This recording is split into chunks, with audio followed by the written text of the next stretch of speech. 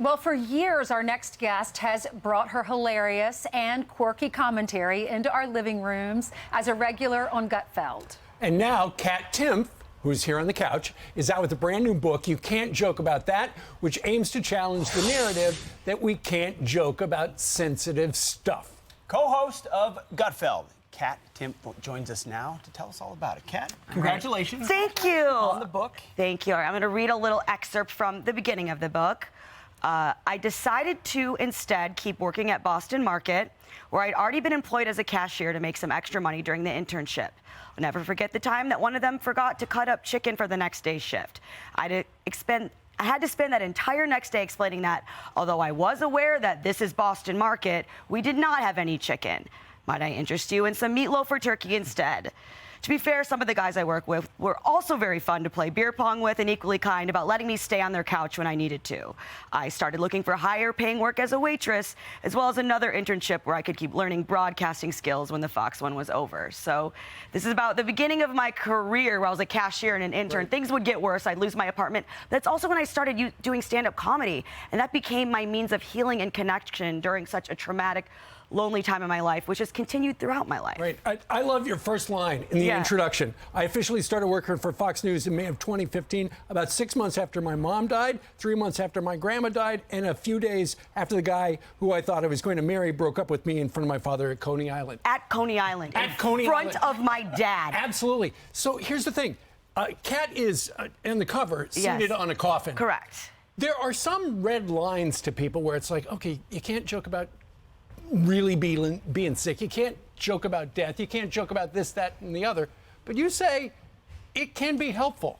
Yeah, I think the opposite is true. I know for me, every tough thing I've been through, I've only felt worse and more isolated when anybody who knew I was going through that struggled to say the right thing around me. What do I say? Yeah, because then I feel isolated on top of everything else that I'm already going through. So I would really argue that this cultural policing of speech and of humor really is hurting people's ability to heal, but also to make connections with each other. Because every tough thing you go through, you're ultimately building a connection with everyone else who's been through it. So tell us the rest of the story. You get to Fox, and then how did you go from there to now being on Gutfeld show, which is one of the, y'all are beating all the other late night shows. It's crazy. I mean, it was a struggle for a while. Actually, this is Fox and Friends is one of the first shows I would do where they would be like, we need someone in New York. And I was like, oh, I'm in New York. But I actually was living in DC, and I would just go to the bus station, take an overnight bus and show up and like, I'm here. And just really, I met Gutfeld. I was on Red Eye, and the rest is history after that. But I didn't get my job until, just 3 days after that horrible 6-month stretch that I mentioned where mom died, grandma died, guy broke up with me in front of my dad. I was hired at Fox officially for the weekly Gutfeld show about 3 days after that. Wow. Yeah. And you, at some of your really tough times, you said, I'm going to tell the stories of the really tough stuff I'm going through in front of crowds. Yes. As a comedian. Yes, absolutely. Because things that are really tough are really scary, but the way to make something even more powerful and scary is to treat it as if it's untouchable. If you joke about something, it takes away some of its power. Give us an example. I mean, I would say definitely in LA. I would say definitely when my mom died. I would say I would really not like it when people would struggle to say things around me, and I'd be like, oh, how's your mom? I would say, oh, she died. And when people get awkward, I used to feel awkward too, but now I just say, oh, it's okay, you didn't kill her. And then we have a laugh, and then everything's better, and you can feel connected because other people can reach out to me and say, oh, I feel this way.